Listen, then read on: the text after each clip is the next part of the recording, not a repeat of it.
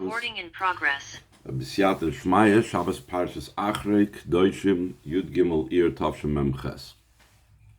So the Rebbe begins with a pasuk from our parsha that our parsha says concerning.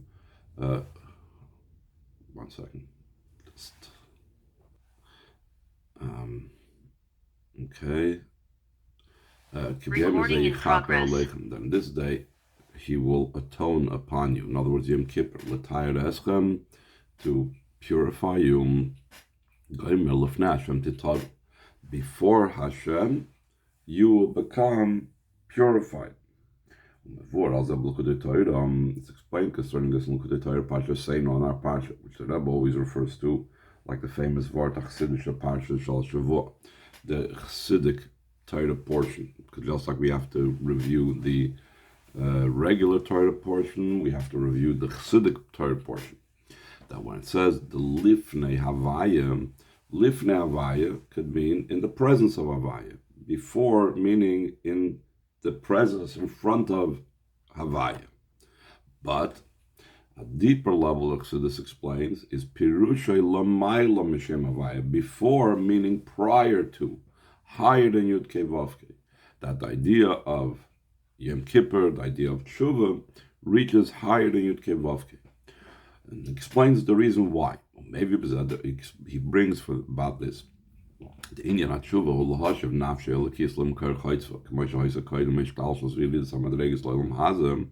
The idea of tshuva is literally, the meaning of the word tshuva is to return. We are returning the nefesh to its source, where it was hewn out from, where it was taken out from, before the Seder Ishtalshos and before the descent of all the levels that the neshama had to go to this world, lislabish begufah magashmi, to become enclosed in the body of a physical person.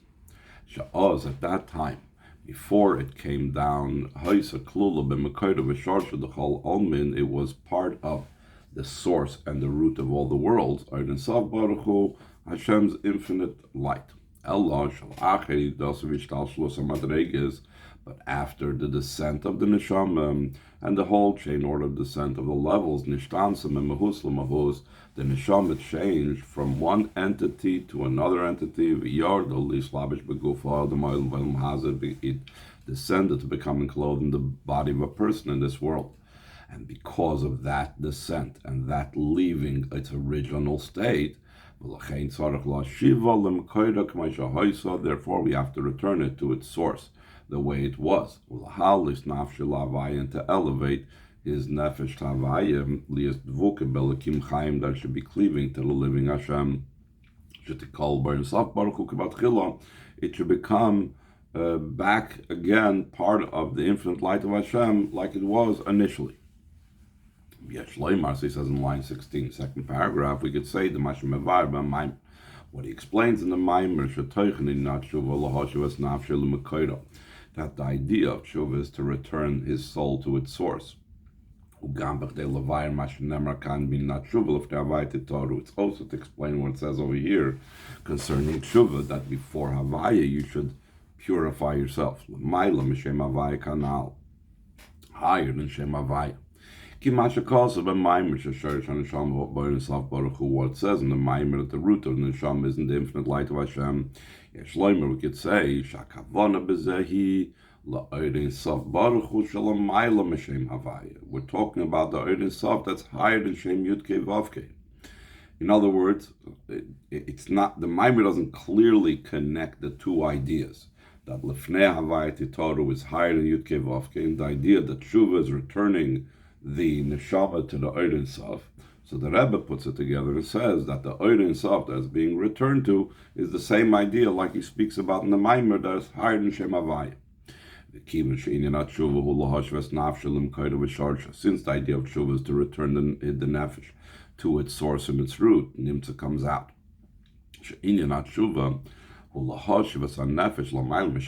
Top of page Vav, it's to return the nefesh to a level that's higher than Shem Yud Kei Vav Kei. That's why over here in the idea of tshuva it says before Havaya, prior, and higher than Havaya, Because tshuva is high, the returning of the nefesh higher than Shem Yud Kei Vav Kei. So the truth is there are different things in the Maimer that seems not connected. And that's why the Rebbe has to put these things together. Once the Rebbe puts it together, it's more clear, more obvious, even from the Maimer itself. So now he's going to explain what does it mean that the Neshama is higher than Shem Yud Kei Vav Kei. Line 5 on page Vav. Here the Indian explanation of this matter. That the root of the Neshama is higher than the name Yud Kei Vav Kei.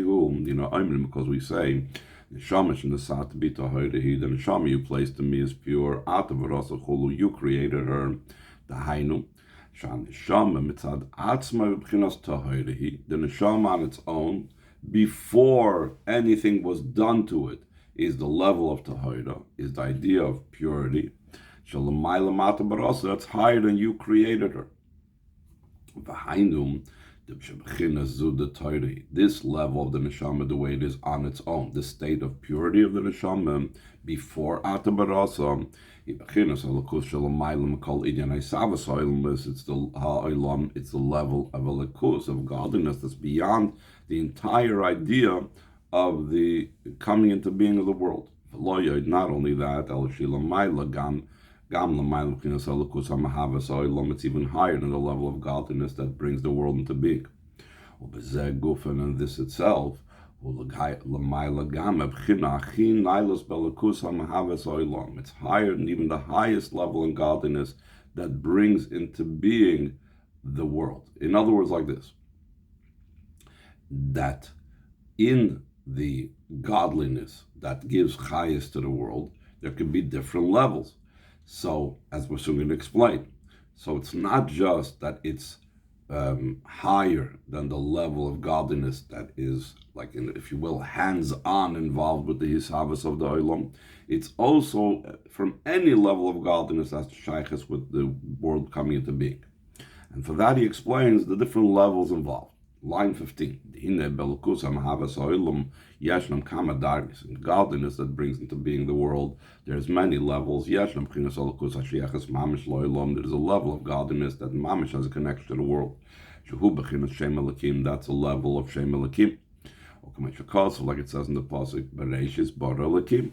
So we see openly, Elokim is the one that created. So that's the level of godliness that has to do with the world. But we won't stop over there. We know that there is higher than that that's involved. Then there's a level of godliness that's not mamish as connected with the world as the Shem Elokim is.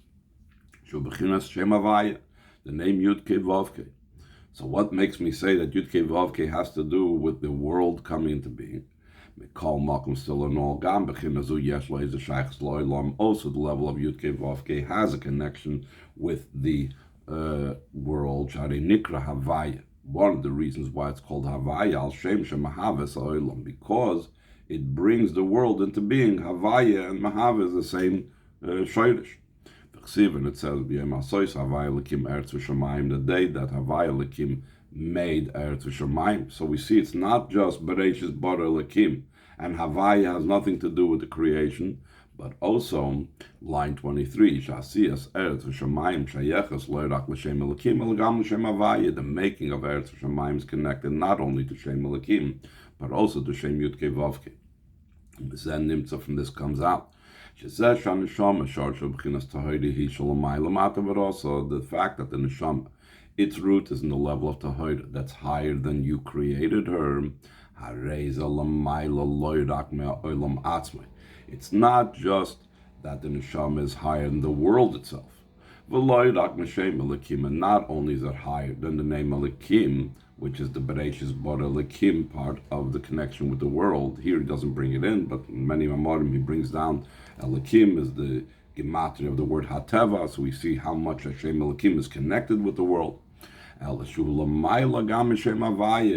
back to what we said before, Lifnei Havaya Titahru, higher than Shem Havaya, that the Neshama returns to its original source, because its original source is higher than Shem Havaya. Why is it higher than Shem Havaya? Because it's Tahiri before Barasa. Higam Shem Havaya Shaykh Linei Savas, because also the name Yud Kei Vav Kei has to do with the coming into being of the world.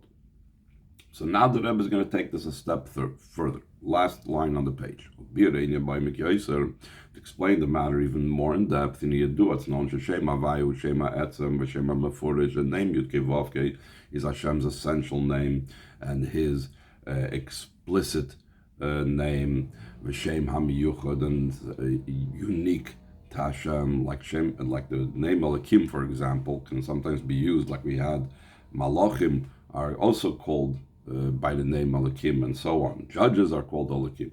Shem Havai is unique to the Eibishter. Top of page Zion, therefore, top line of page Zion, V'hainu Shu Hashem Hachi Naila. Shem Yud Kei Vav Kei is the highest of Hashem's 7 names. Therefore, we must say, that the reason why Shem Yud Kei Vav Kei, despite it being the highest of all the names of the Eibishter, is still associated with the creation of the world. Because after all is said and done, it's only a name, it's not the essence. And since it's not the essence, therefore it has to do with, it can have to do, and it's connected with the coming into being of the world. So the Rebbe continues, line 4, but this will be understood, the depth of the matter.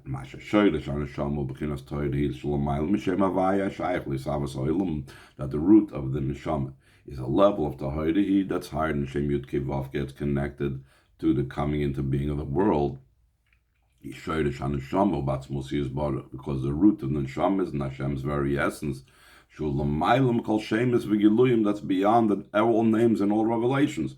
So therefore, it's beyond Shem Havaya, because Shem Havaya is a name, and because the name, it already has to do with the level of Isavas.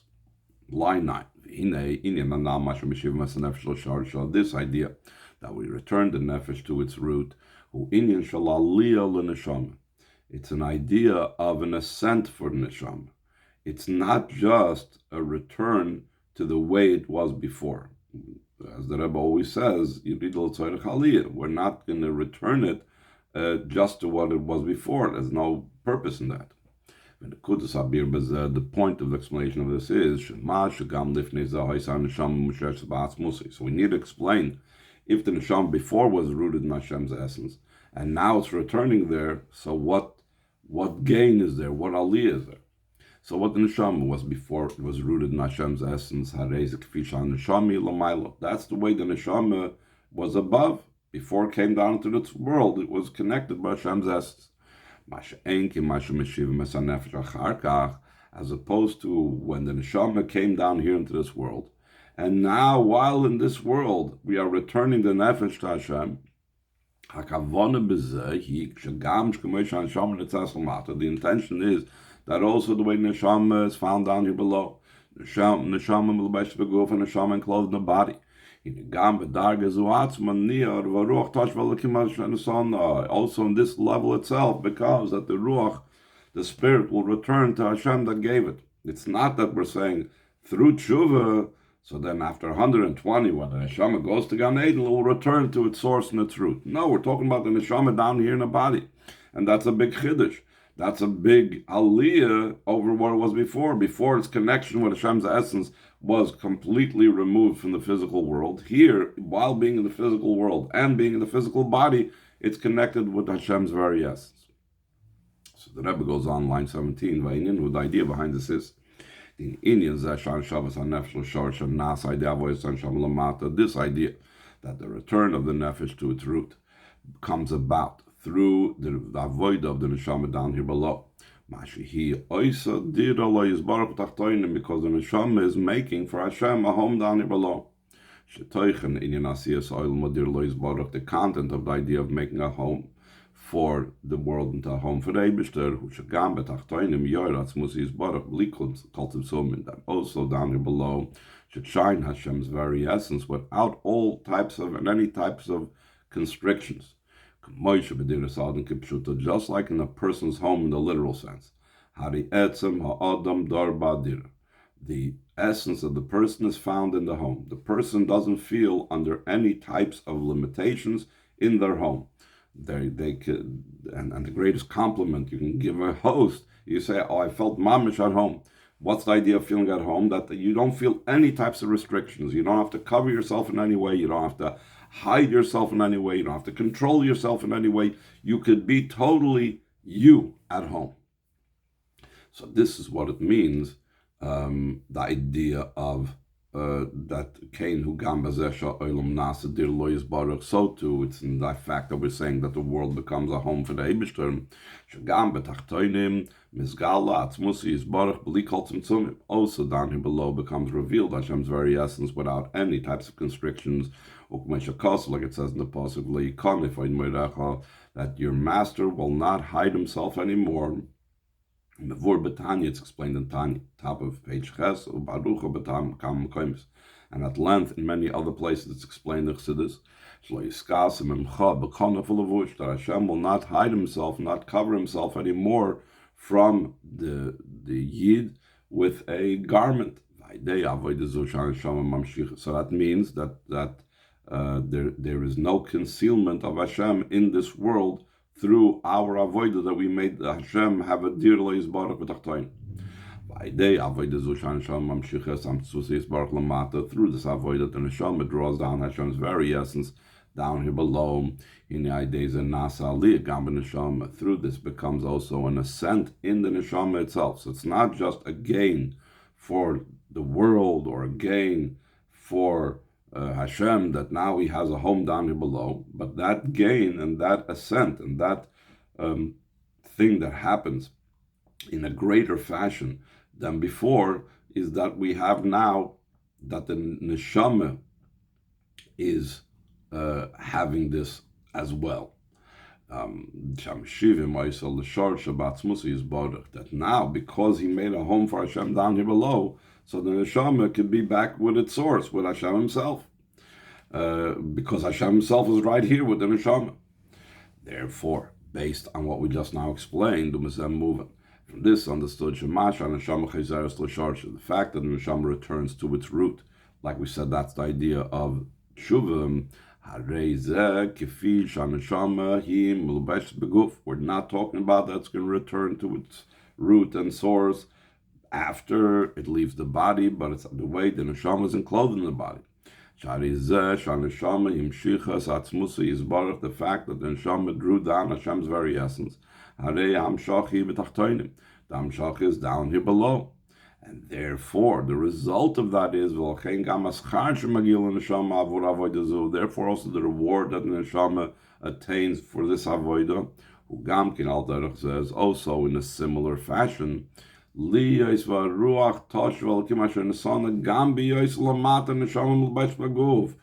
reward is going to be identical to its avodah. He made Hashem come down here below, so therefore his reconnection and return to Hashem is also the way the neshama is down here below, the neshama enclosed in the body.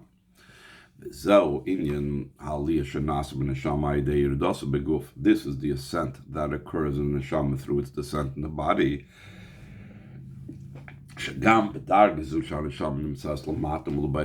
Also in this level that the neshama is found down here below and clothed in the body. It happens by her, the ruach will return to Hashem that gave it. And this ascent, there are two components, two aspects, that what the neshama is gaining because it's returning to the Eibishter down here. One thing is, one idea is,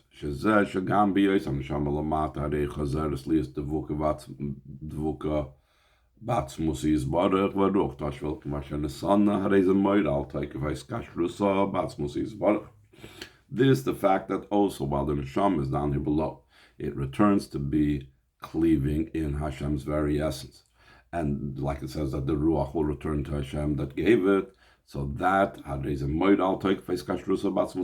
this indicates the powerful bond that the neshama has with Atzmus, That is one mila, because otherwise you could say, okay, it was connected there, it's connected here, what's the big deal? The big deal is that it's a greater bond. The bond of the neshama being connected above doesn't show any powerful bond between neshama and Hashem. But in this world, despite its kaviyachol distance from Hashem, it's still connected with Hashem. That shows a very powerful bond. So the Rebbe says in line 21, similar to what's explained in Tanya concerning a sin. That even during a sin, it was faithful, the neshama, the nefesh elokis, was faithful with him. These two expressions, these two words, amna and itoi, moira al toikev his kashrutza shenishar gam b'shas achet. This indicates the powerful bond that the neshama has with Hashem that remains even though and despite the idea of the time of the Aveda. From this is also understood concerning the descent of the neshama down here below. The fact that also down here below comes about that the ruach will return to Hashem that gave it.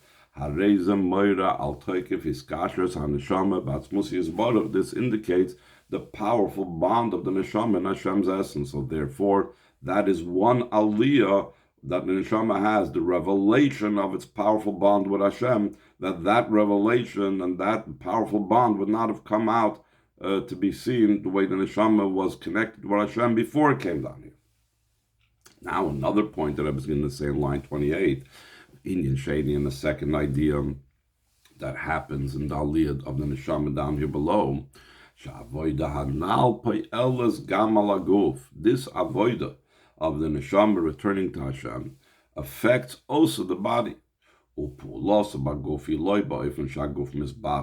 effect and influence on the body is not in such a way that the body becomes nullified, but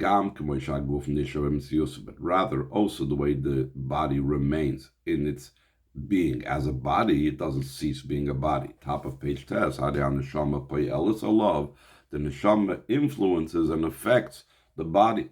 That he makes his body secondary, ancillary, and his soul is what's primary. Second paragraph. Connected also what's brought down Kutei Torah and Parshas Kedoshim. The Chassidische portion of the second parsha we read this week. It says in the pasuk that when you'll come to the land and you will plant all types of fruit trees, and then it goes into the whole halachas of Arla and so on. The lachura in the movement, seemingly it's not understood. The order of the things is the way the Seder Ishtalshus goes from below to above. What comes first? First, there are 3 years where the fruits of the trees are stopped up. They're covered up. You cannot have anything, any use from them. That's the idea. That in avoida, first we start off with turning away from bad. And the 4th year, it's a praiseworthy holiness to Hashem, that he must eat the fruits of the 4th year in Yerushalayim. This is similar to eating on Shabbos v'Yom Tov. It's all positive. It's all mitzvahs. Sur Meraz, the first 3 years. The 4th year is Asay Tov. The ain't movement, so it's not understood. If so, why in the 5th year are we allowed to eat it everywhere? Also in the way of a weekday. But just the opposite. The majority of eating are eating that we eat during the weekday, not Shabbos and Yom Tovim. So if we are progressing, we are going from Sur Merah 3 years Arlo, Asay Tov, like Shabbos Yom Tov eating, which is the 4th year. How do we go from the 4th year, which is Asay Tov, to a totally mundane and weekday type of eating, which is the majority of our eating? We'll continue with the answer tomorrow, Mitzvah.